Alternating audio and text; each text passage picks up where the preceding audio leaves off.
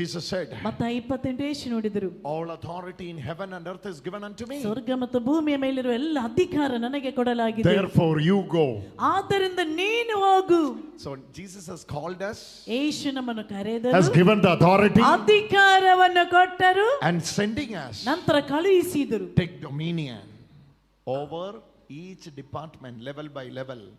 ಮಟ್ಟ ಮಂಟದ ಮೇಲೆ ಆಧಿಪತ್ಯವನ್ನು ಪಡೆದುಕು.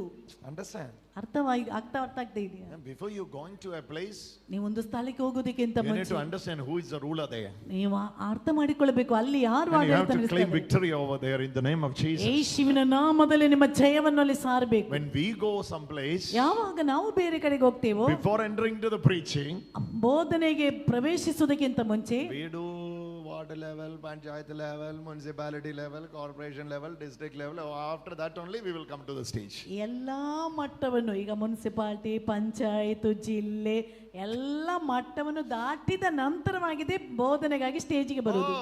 For brother preaching, what preaching? You come and see, be in my bottle and see what I am going through. Ask her, what is the spiritual warfare? What do you know about it? ಆತ್ಮಿಕವಾದ ಯುದ್ಧ ಏನು What ಅಂತ do you know about it? ನಿಮಗೆ ಅದ್ರ ಬಗ್ಗೆ ಏನಾದ್ರೂ ಗೊತ್ತಾ? Calling someone and casting demon out, is that easy job? Can you do it for one day? ನೀವು ಎಷ್ಟು ಕಷ್ಟ ಪಡ್ಬೇಕು ಗೊತ್ತಾ? ಅದಕ್ಕೆ There are spirits, ಅಲ್ಲಿ ಆತ್ಮಗಳಿವೆ, there are dominions, ಅಲ್ಲಿ ಆಧಿಪತ್ಯಗಳಿವೆ, there are powers, ಅಲ್ಲಿ there ಶಕ್ತಿಗಳಿವೆ, are principalities. ಅಲ್ಲಿ ಪ್ರಭುತ್ವಗಳಿದೆ. It was active.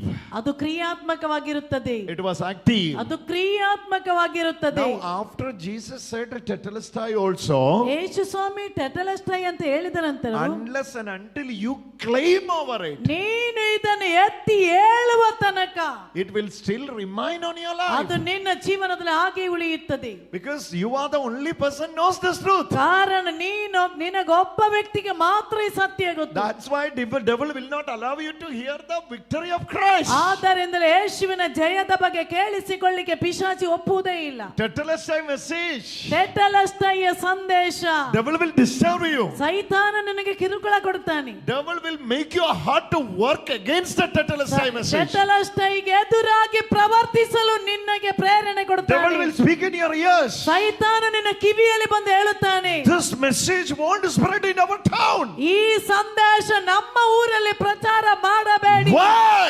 ಯಾಕೆ? Devil knows ಸೈತಾನಿಗೆ ಗೊತ್ತು, his ruling, ಈ ಅಧಿಕಾರ, his dominion, ಈ ಪ್ರಭಾವ, his power, ಈ ಪ್ರಭುತ್ವ, his authority ಈ ಅಧಿಕಾರ will be destroyed ಅದು ನಾಶವಾಗುತ್ತದೆ through ಎಂದು the preaching of the victory of Jesus.